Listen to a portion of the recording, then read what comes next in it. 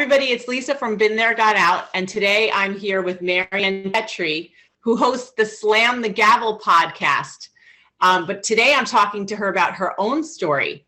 So Maryann was once a registered nurse with a happy family who years ago found herself fending off back-to-back accusations of child abuse.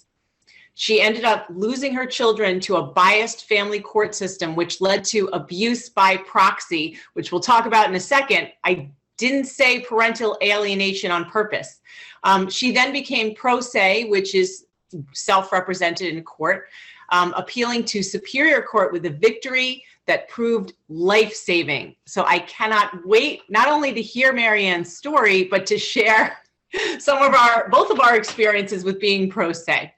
So let's first talk a little bit about abuse by proxy, because I just recently learned, the term parental alienation is thrown around all the time.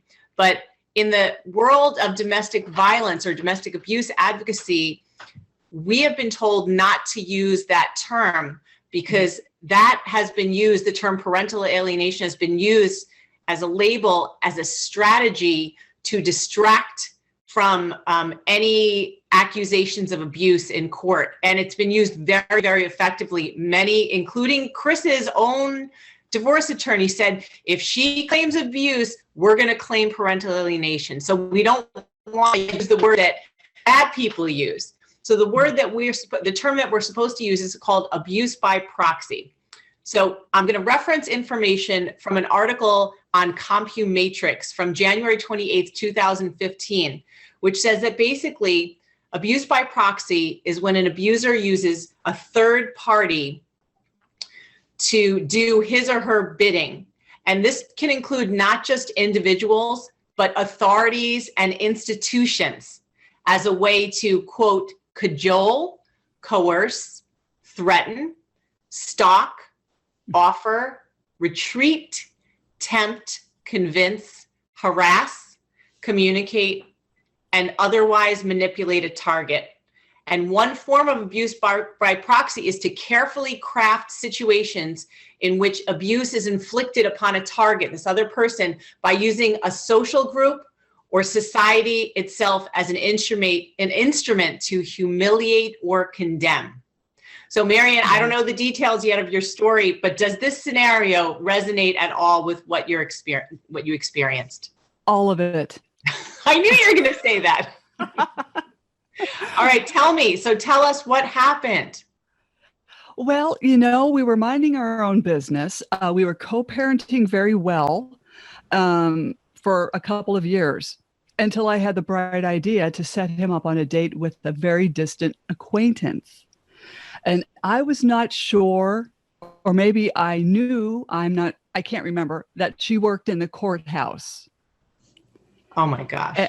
Yeah. So right there. Okay. So apparently they talked on the phone for 4 hours and she moved in within 2 weeks of dating. And then 7 months later, they got married. I'm not even going to ask why you decided to set him up on a date, but let's keep going with the story. I felt sorry for him. Okay. Oh boy.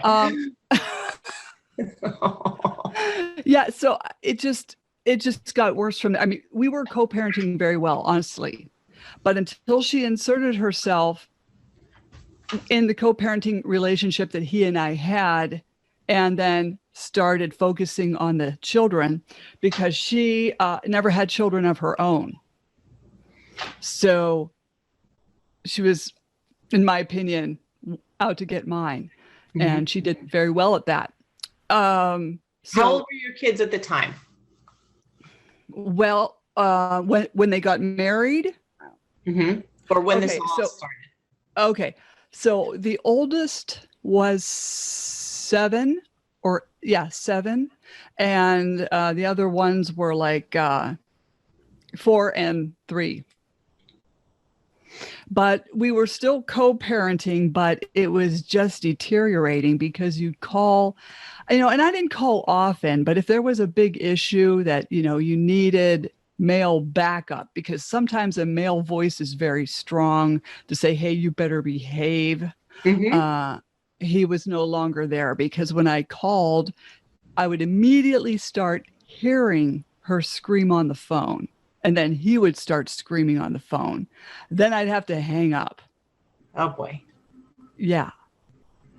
So it just deteriorated. Then, from there, he filed some emergency petition to take only one child away. He didn't want all three of them. He just wanted the one, saying that the kiddo had anxiety and he was mentally ill. Oh boy. And he brought with him 2 psychologists along with his attorney. So that was an expensive day for him to fail. The judge did not buy it. And on top of it, it was his birthday. Oh boy. But how did you feel when you first saw this motion against, that he wanted to take one of your children away? It was like, that just is illogical to me. Mm-hmm. I'm thinking any judge can see that this is bizarre. Did you have a conversation with him privately about it? Not the judge, your ex. Yeah, couldn't. Wow. And on top of that, okay, so Friday evening at 4:30, I checked my emails and my attorney was dropping me. Oh my God. And so then I was like scrambling and just the fear of that, trying to find an attorney to help me on Tuesday with this emergency petition was ridiculous. The stress was ridiculous. And the reason I found out later why she would not represent me is she's afraid to argue in front of that certain judge. Oh. Yeah. So what did you do? Well, I got an attorney in place and she argued very well. And the judge said, keep everything status quo at 50-50. Just how many years after your agreement or divorce did your ex try to do this? Do you remember? It had been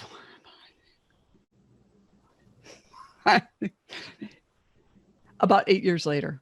8 years. Okay. I'm thinking, I've been told that usually within 2 years of an order or a custody agreement, judges won't even look at changing custody because it's too soon. So this is a long time after, but you think too, why now? Yeah, right. Yes. So we walked out of there and I thought, I'm glad we won that one, but little did I know. Well, it's what was really going to be coming, which was a couple years. Well, actually a year later, about a year and a half later, my oldest decides to leave the house. She was going to be turning 17 in a couple months. So CPS got involved where they should not have because we were starting custody hearings and things like that. Oh boy. And what it was emotional abuse. She had lied to me and she also wanted boys up in her room for about 2.5 to 3 hours. And we had this discussion when we bought the house that you are not going to have boys up in your room. Mm-hmm. But this is like typical teenage, conflict. I had the same with my mother. So let's bring CPS into it. Oh. And so my feeling or my gut feeling is that with his wife working in the courthouse, she had access to a lot of CPS workers. Mm-hmm. She knew people. She knew all the right people. I didn't. Oh, yeah. So when that got involved, essentially we went into custody hearings with this judge who was having who had had a previous relationship with the opposing attorney. Oh, wow. And they had worked for a number of years in the courthouse. And I couldn't recuse him because he was arrogant. And he said, and he stated in transcript, I know this case better than anyone else. I'm not going to be recused.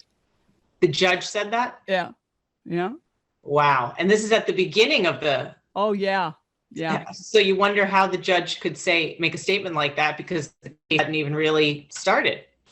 Right. Right. Wow. Yeah. My attorney gave me that knowledge and he said, this case is going to get pretty crazy. So let's try to recuse him. He wouldn't do it. And the thing was, he ran his he ran his courtroom like a 3-ring circus. I was going to say, before you even say that, it probably angered him more that you tried to recuse him. So that made it even worse because you couldn't get rid of him and then you're stuck with him. Oh, right. Definitely. Definitely. Yeah. Okay. Sorry. Go ahead. The 3 rings. Okay. So it was just a 3-ring circus. It went from him actually should have been focusing on child custody, but he decided to also talk about child support and a pension fund. And it was like, wait a minute, focus on one thing, please. This was all the time we were in there. This was the judge or opposing counsel? Both of them. Oh my gosh. Because they had a relationship together. They were working in tandem. You know, it reminds me of my situation too, and one of the techniques of a lot of these opposing counsel, they're bullies and they will distract from the issue at hand. Oh yeah, definitely. In fact, I didn't realize at that time, but as I was writing my book, I had to go through all those horrible transcripts. And I actually read where this opposing attorney wanted to get me committed. But the judge, I don't know, it kind of went over his head. Thank God. Right. Like, how does a nurse of going on 23 years go, what, mentally ill, crazy overnight? Wow. They totally defamed my character and railroaded me. That's exactly what we talked about in the definition of abuse by proxy. And the worst part was the kids were being coached, and the oldest was being coached, and she was sequestered with the judge and the attorneys, and she totally told the judge that the kids would be better off with their father, and mom has problems. Mom needs help. And then she went through high school, the high school telling everyone her mother was mentally ill. Oh boy. Right. Yeah. And you know, a lot of times with teenagers, it's like I said before, I used to also teach high school English, and I have 2 teenagers. One's not a teenager now, he's a little bit older, but it's hard. It's hard. I mean, kids, you know, every time they get angry at a parent, they'll say, like we used to say, I'm calling Child Protection Services. Like, if you don't do what I want. And now it's just so out of control. Right. And it was getting out of control when she was living in my house, and she wanted to go on the pill. And I said, well, in order to do that, as you can see, your family doctor isn't backing you up. So you have to see a gynecologist. And since I had a history of endometriosis plus a hysterectomy, I said, you're going to have to be monitored. Yeah, I mean, with that. And she started screaming at the top of her lungs, stating, I'm going to call a judge. Yeah. So she did. I guess she did.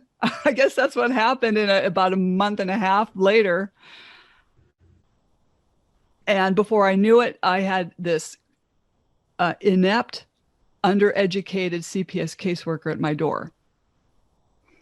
This is such a, I mean, it's heartbreaking, but it's so interesting how your kids, depending on the stages that they're at in life, can also abuse you. Right. So where's CPS for parents?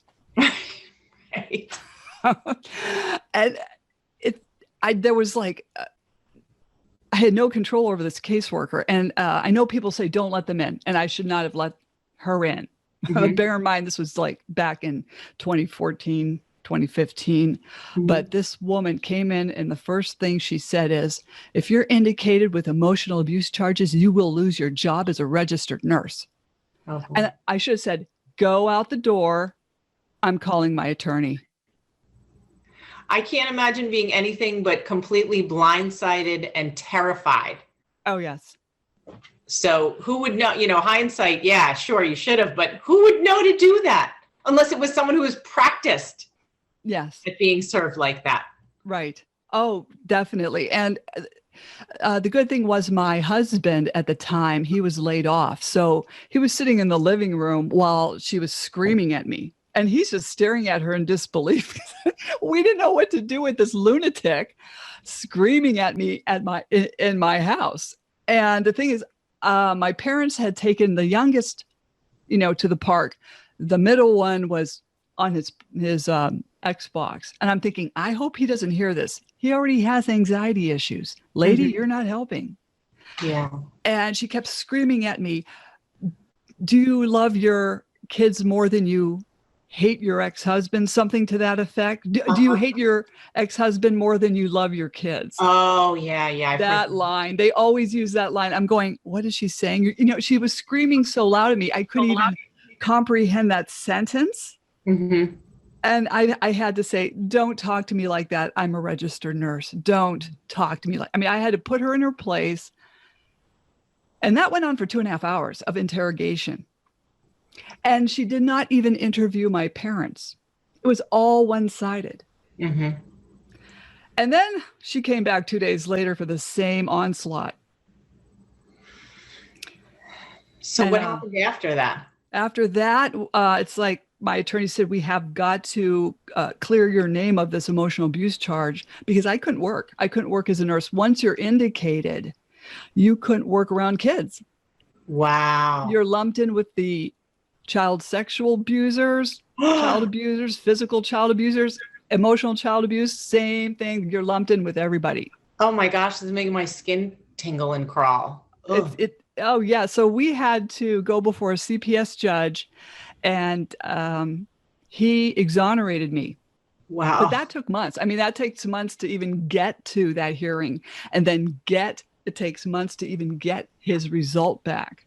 How did you cope in those months in between? And did you still see your oldest daughter? No, she refused to see me or text me. Mm-hmm.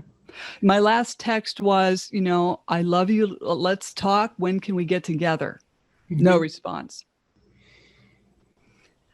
So what had happened was, it's like, I got discombobulated because once the older one left and I was indicated, he filed an emergency petition to remove the other ones. So that happened rather quickly. Wow. It's like it set the stage. Oh, definitely. And it's like, I was worried about my heart. I was worried about having a heart attack. So I went to the doctors, and he put me on an anti-anxiety and an antidepressant and a mood stabilizer at the time. Because I thought, I want to protect my body so I don't know. Oh. A little did I know. And then she highly recommended that the kids should be taken away because their treatment has been horrible. Oh. And the thing was, my other kids weren't there to defend themselves or talk to the judge and say, "Oh, we don't want this," Mm-hmm. Then the judge relied on the oldest testimony, and he came out and said, "She's just such a mature young lady." She just, and I agree that the children should be removed. And when he said that, the opposing side had such an entourage there. They stood up, jumping, laughing, whooping, clapping. Oh my God. And we're sitting there going, and the judge never slammed it. He just never slammed the gavel. Oh. So then it's like, okay, so the wife of my ex, she's laughing and clapping and all this. And then as we were leaving the courtroom, there were winding halls. So we saw her talking to her sisters, with the 80s hair. They had the 80s look still. Some people haven't gone past that, right? And so she's crying to them. And my attorney looked at me and said, "What does she have to cry about?" I don't know. Wow. It's all an act. It's how astonishing that something like this could happen, which sounds like just based on a typical argument with a teenager. Right. That never should have happened. None of this should have happened. Obviously they bought her off because the other ones told me we have to work for everything, but they buy her everything. Oh. And so they bought her. So they sold me for 30 pieces of silver, essentially. And I've heard a lot of stories like that. A lot of times the abusive parent is the moneyed parent, and they use money to keep the kids attached, Right. and I've seen it in adults as well as my own prior situation where the only thing they have is money. The kids know they don't like the person, but they've got the money. They hold the purse strings, and that's why they keep them in their lives. And especially young children don't have the choice because they don't have that independence either. So they're stuck. oh, they were stuck, let me tell you, in more ways than one. And the thing was, as soon as the judge mailed out his order, the ex ran down that day with that order to file child support. Oh, And I didn't have a job. Bear in mind, I was still under indication, waiting to hear back from the first, for the exoneration. And so, of course, arrears start racking up, right? oh my God. Then I heard from my attorney, hey, you got exonerated. So I called work back up and I said, I could come back to work. And they were thrilled. Oh, Then, good. I'm so glad that you got your job back. It didn't destroy. Oh, it did. It did? Oh boy. Okay, so 4 days later, I get a call from another CPS worker, very nasty tone. Her tone was so horrific on the phone. She said, you're being indicated for charges of emotional child abuse. And I said, for what? Well, you won't let him ride his bike around the block and you took away his Xbox. I said, you know what? I'm going to go call my attorney. And I hung up the phone. Good for you for that one. Yeah, at But least I mean, think about it. Like any reasonable parent punishes their kids sometimes. They grow. They won't let them do a certain thing or they take the Xbox away. That's not child abuse. Well, and the thing was, I always let him ride his bike around the block because I know he wanted exercise. And, I never minded that. And as far as the Xbox, all I had probably said to him was, why don't you leave this one here? We'll buy you another one. So that way you don't have to transport it back and forth from your father's house to our house so you don't break it. And I did explain this to him. And then he goes, oh, I'm like, well, that did me no favors. I'm floored by the fact that you are here defending a choice about a video game when thousands of people are in court with evidence of extraordinary sexual abuse, physical abuse, serious emotional abuse, like holding a gun to a child's head and pretending to shoot it, and nothing happens. And those people who do those things are still awarded custody, sometimes sole custody, sometimes where the other parent is completely not allowed to even speak to them. And here you are over something which just, it smells fishy, that these things happen. It was very fishy because then I couldn't work again. And I couldn't even collect unemployment based on the fact that unemployment was saying, we're not going to give you unemployment because you're under these emotional abuse indications. So you must have done something wrong. So we're not going to give you unemployment. Still, I couldn't work. And the hospital was saying, okay, by November 23rd, everyone has to have child abuse clearances in, your state police background checks, and your fingerprints. Well, I could give them the two, but my CPS hearing wasn't until about 4 weeks later. So I was terminated involuntarily. Wow. I don't know how you even managed to get through something like that. I don't know. I think, the medication helped me stay even keel. But they had no right shooting out a false allegation and then coming up with this mentally ill thing because I was not on medication for anything. Right.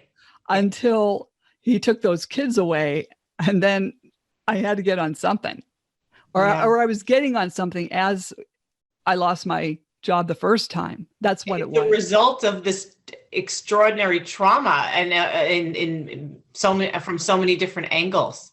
Yes. Oh my gosh. All right. Well, tell me. It's like, what a story. Aren't you sorry you asked me to come yes. on? Well, I mean, I feel it's like I can't even believe you're here now. standing, and these years have passed. Well, tell me what happened that made you go pro se, or what ensued from all of this? Oh man, these attorney fees were killing me. So I was continuously swiping charge cards. Mm-hmm. And the one was for $8,000. And we got a letter from the attorney about 2 weeks before Christmas. We'd like to keep you on, but we need this $8,000 or we're going to have to let you go. And then they ended the line with, "Have a Merry Christmas." And I thought, oh. Have a nice day. So I swiped it, but I went pro se after that. Mm-hmm. And in the meantime, these arrears from the child support are still racking up. So I was in the process of filing to Superior Court to fight what the judge had ordered for the child support, which was $1,000 a month. Mm-hmm. And people say, "Oh, you can't get blood out of a turnip." Yes, they can. Oh boy! Wow! Yes, they will extort money from your relatives. And you will go through contempt conferences, support contempt conferences. Then it turns into support contempt hearings. And you'll go through a couple of those. Then the judge will get fed up with you and say, "You either come up with $2,000 or I'm going to put you in prison for 2 months." Actually, she said jail, but it's actually prison because that's what it said on the building. This is, again, I can't help thinking about the gender bias or some kind of bias, because my ex-husband has not paid orders way more than $2,000 for over 2.5 years, and nobody's done a thing to him. Yeah, I heard on one of the podcasts I was doing that's one of the guests said that the judges are catching up on women. Like, yes, they were focusing more on men, and now they're putting their focus and going after the women. Mm-hmm. And I know a lot of men will say, well, it's still higher for men. Well, it's going to be neck to neck if it isn't already. Well, it sounds like women there's bias on both ends, but the thing with the losing custody and what's happened to you, I hear so much about that. On our Instagram feed, I put up something about custody, and people from all over the United States and the world talk about how the same things happen to them, different details, but same heartbreaking stories over and over and over. And that's just on one tiny little social, media platform. Mm-hmm. And, you can't, it's like, I can't even imagine. There was just something on NBC Nightly News last night about Kira's Law in New York State, but that's a whole other thing. But tell me about pro se, because pro se is like, that's representing yourself, and it's scary because, we both know we're not attorneys, and right. The opposing counsel tends to be narcissistic themselves. I've found that a lot of their clients choose lawyers just like them.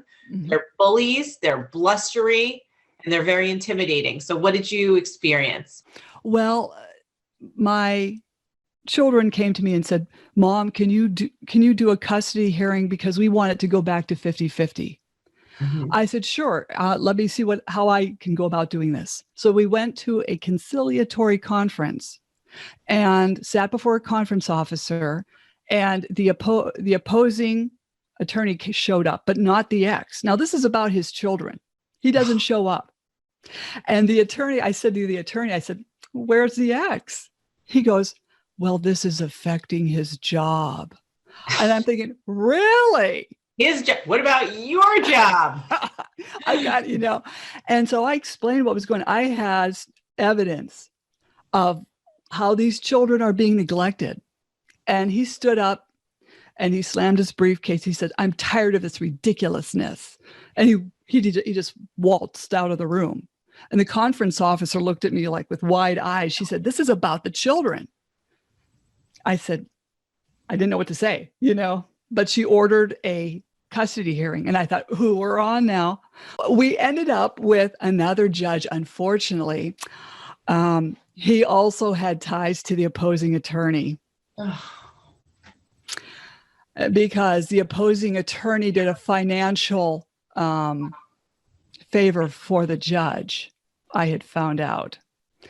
And so I subpoenaed everybody and their brother, And my kids wanted to be on the witness stand, and they were old enough. They were 15, 16.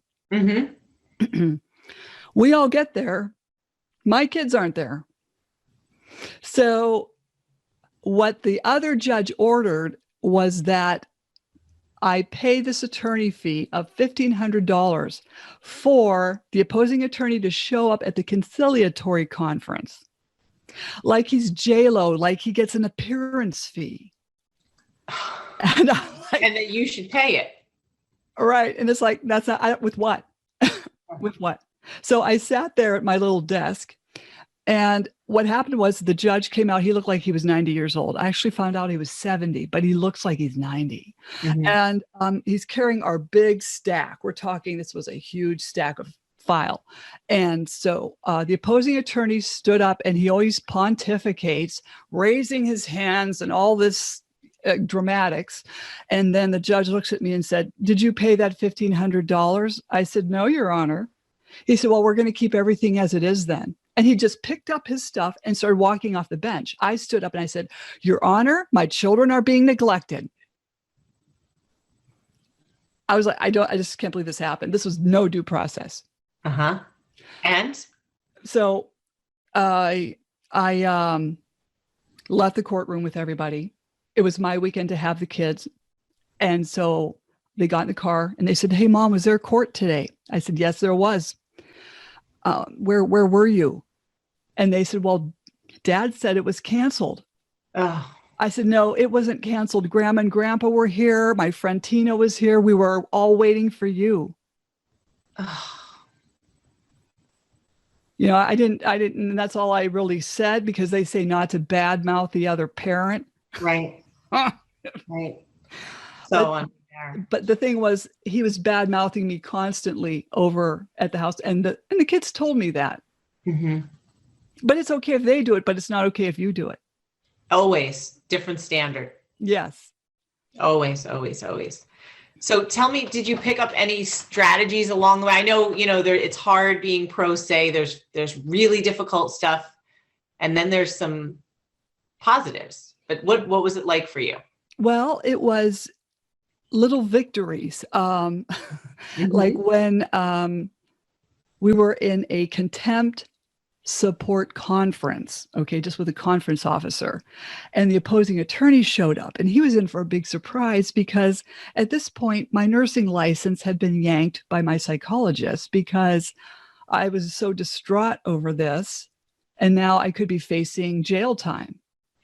So when he found out, and I was handing the paperwork over to the conference officer, I said, "Oh, and here's the paperwork saying that my license has been revoked." And his jaw dropped. He said, "I didn't know this." I said, "And guess what? If I fail at Superior Court over this child support, I'm going back. We're going to just do it all over again." I just smiled at him. Mm-hmm. And then as we were leaving, he was walking 4 paces behind me, and I heard him say, "I hate her. She argues like my ex-wife." And I thought, that's the best compliment I ever got today. Because she's amazing. Right. I heard she's like really a bulldog in the courtroom. Uh-huh. I'm still on cloud 9 over it, but that was the best compliment he could have ever paid me. Fantastic. Did you have to go to jail? What happened? Yeah, I tried. I signed myself into the sheriff's office. They were very nice. And, I was all cuffed, at the ankles and at the wrists. Really? Yeah. They probably should have used the child size handcuffs, because I could slip my hands out really easily. It was no problem. But, we got into the place that said prison on it, not jail. And I was in with the population, not with the murderers, general population. That's what it's called. You were there for 2 months? No, I only made it 5 days, because with my medication I was on, and Tuesday night I was having chest pain that was radiating to my jaw and my back. And I told the nurse, I went up to her and I said, "This is what's happening. And can I go to the ER?" The prison guard with her blonde ponytail up high said, "We don't do that here." I'm thinking, God, I hope I don't have a heart attack in here, because I used to be a heart nurse. And, you know, so I then got really sick, and I told them, you're not giving me my medication, which is a human rights violation. Mm-hmm. So I'm getting sick. I'm just warning you. And I didn't really know how sick I was going to get when they were giving me Pepto-Bismol and Valium. That's not going to do it, people. So I got so sick. I don't know how in depth you want me to get. It's in my book. But yeah. Okay. Yeah. We'll refer to the book. I mean, as I'm just, this whole thing is such a living nightmare. It's just unbelievable. Oh, they were unbelievable. I keep these prisoners in my prayers every night. Yeah. Because there's a lot of people in there for non-support or a crime they did not commit. Yeah. I bet. I mean, look at your own situation. Yeah. The chaos that ensues from that, And the chaos that did ensue was my son had an altercation with his father. And the father had, my son whipped his cell phone at his father, and then the father whipped a water bottle at him and took him by the back of the neck. So they must have had some brawl, because when he went to school, everyone found out I was in prison and he was being teased. Oh. So the judges can thank themselves for that. People don't realize how much of a ripple effect these situations have on so many people, Mm-hmm. I don't even know if she even read my case. Did she understand how this all happened? Because it's ridiculous that they just put you at an earning capacity, and well, now you can't make it, but yes, you can. How? Yeah. So Maryann, how did you go from that to now? I'm just conscious of the time, so I just want. Okay. Well, that from because you seem healthy and sparkling, and you're successful and doing this amazing podcast. Like, how could someone come out of the depths of a situation like that, still standing, and then move on? Like, how'd you get here? Well, see, I'm wearing makeup. I look good just because I wear makeup, but I had a heart attack 5 months after prison. Then I found out right after Christmas, 2 days later, that I won my Superior Court ruling on the child support.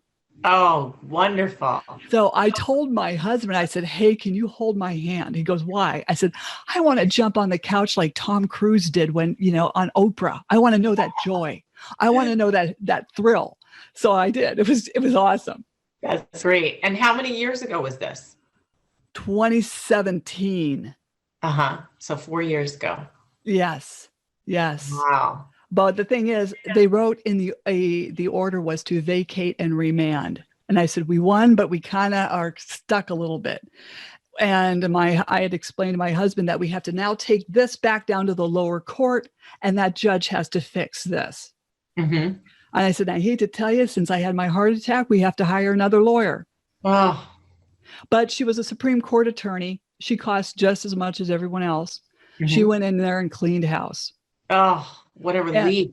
And, she said to the judge, "Your Honor, you have to abide by what the Superior Court ruled." I thought, geez, she's going to get yelled at. And I know I would have, but that's the facts. That's just basic law, right. And every time the opposing attorney opened his mouth, he was overruled. Wonderful. It was like poetry in motion. My husband was paying child support on children that weren't even his. Yeah. Because I had no job. That happens all the time. Right. And none of this should have happened to begin with. Right.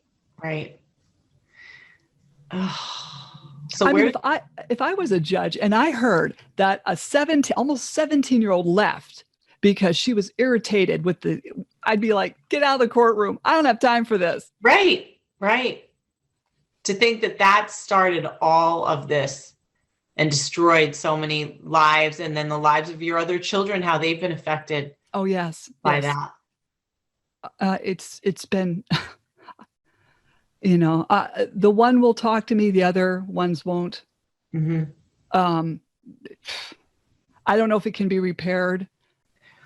Tell us about your book and your podcast, and how you decided to start doing that, or is that just a response to all of this, which it seems like it could be? It was nagging me to write the book because people would come up and say, well, what happened? Where's your kids? What happened? What happened? It's like, oh, I can't take this.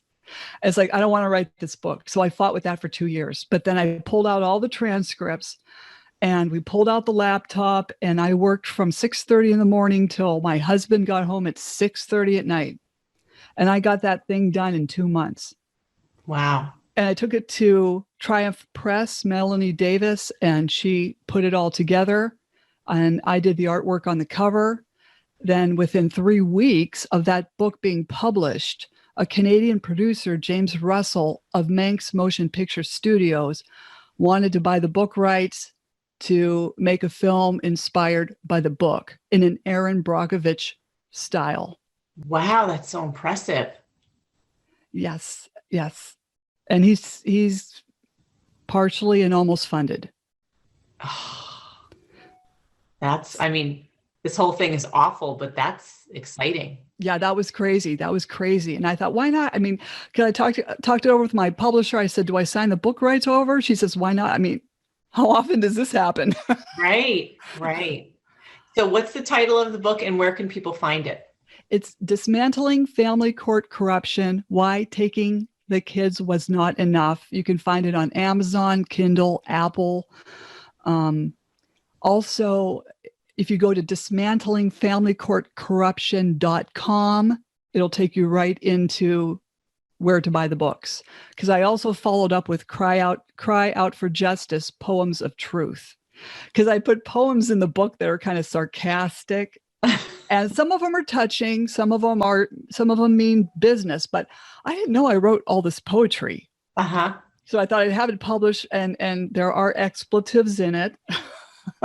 You don't mind that. Oh yeah, they're in Chris the right won't let place. me say them during any of our interviews though, because it doesn't match the brand. Right. But books are fine. Yeah. Yeah, there's harsh wit, expletives. There's meaningful. And they're all meaningful poems. Uh-huh. Well, that's good. And what about the Slam the Gavel podcast? Okay, that came around September 7th of 2020. Mm-hmm. I thought I was being interviewed, and I thought, well, why don't I start interviewing people? So I interviewed a bunch of people and you. Yeah, but you've got some big shots that you've interviewed. You've got some really significant people. It's so impressive. It's less than a year old and you're prolific. Thank you. Thank you for saying that. Yeah, it's really impressive. I hope it keeps growing and I can keep up with it. I hope it happens. I can keep up. I'm sure, after hearing what you've been through, the tremendous amount of emotional and physical strength that you have to just keep going and triumph. It's just incredible. I'm still here and I'm going to fight as much to get this fixed. Yeah. Get the system fixed. Yeah. Well, what you're doing is really helping because it's exposing. Yes. More and more. The lunacy. That's the lunacy. Perfect word. Perfect.